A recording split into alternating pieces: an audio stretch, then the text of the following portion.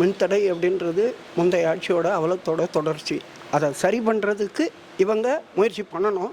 முயற்சி பண்ணுறாங்களா அப்படின்றது தெரியல. ஏன்னா இன்னும் பார்க்க போனால் ஆவடியிலலாம் இன்றைக்கி காலையில் பேப்பரில் பார்த்தோம், ஆவடியில் ஃபீஸ் கேரியரே பிடிங்கிட்டு போயிருக்காங்க.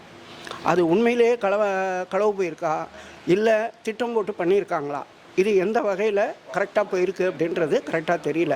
இந்த மாதிரி இன்னும் ஒரு சில இடங்களில் வெயிலோட உக்கிரம் அதிகமாக இருக்கும்போது இதில் தனிப்பட்ட முறையில் கவனம் செலுத்தி இந்த மின்தடை இல்லாமல் பண்ணுறதுக்கு என்ன அப்படின்றது.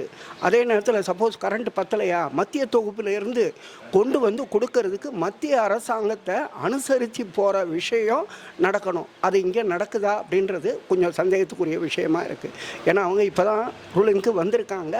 வந்த உடனே நிறைய விஷயங்களை எதிர்பார்க்கக்கூடாது. ஆனால் ஆரம்பம் சரியில்லாமல் இருக்கிற மாதிரி ஒரு தோற்றம் வருது.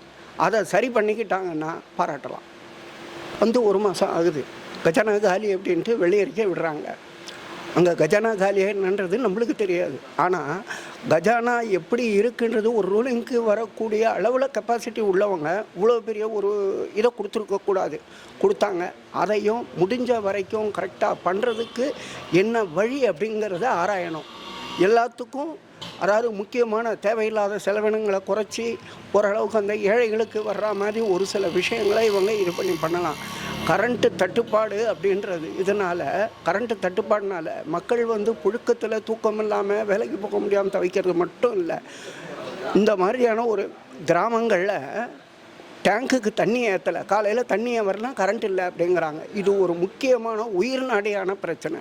இந்த பிரச்சனைகள் இன்னும் தொடர்ந்தால் இன்னும் 2 மாதம் 3 மாதத்துக்கு கண்டிப்பாக கரண்ட்டு தட்டுப்பாடு இருந்துக்கிட்டு இருக்கோம். அதுக்குள்ளே முழிச்சுக்கிட்டு இவங்க பண்ணாங்கன்னா இந்த ஆட்சி மேலே மக்களுக்கு ஒரு நம்பிக்கை வரும். போகிற ரூட்டெல்லாம் பார்த்தா மத்திய அரசாங்கத்தை நான் எதிர்த்து தான் பண்ணுவேன். பழைய கவர்மெண்ட்டு ஏற்கனவே இருந்த டிஎம்கே கவர்மெண்ட்டு என்ன பண்ணிச்சோ, மத்திய அரசாங்கம் கொடுத்தாலும் கொடுக்கலைன்னாங்க. ஏறத்தாழ 5 வருஷத்தில் 13 லட்சம் கோடி தமிழ்நாட்டை கொடுத்துருக்காங்க. ஆனால் ஒன்றுமே வரலைன்னு மக்கள்கிட்ட இருட்டடிப்பு பண்ணி அந்த பணம் என்ன ஆச்சுன்றது முந்தைய கவர்மெண்ட்டு இதாச்சுன்னு என்ன பண்ணாங்கன்னு தெரியலை. ஆனால் மக்களுக்கு சரி வரல. அதில் ஒரு 20% வந்திருக்குமா அப்படின்றது கூட தெரியல. பத்திரிகை செய்திகளை வச்சு பார்க்கும்போது, உண்மையான செய்திகள், உண்மையான தரவுகள் இதை வச்சு பார்க்கும்போது அந்த மாதிரி தான் தெரியுது. அதே பாதையில் இவங்க போகிறாங்களா அப்படின்ற சந்தேகம் வலுக்குது.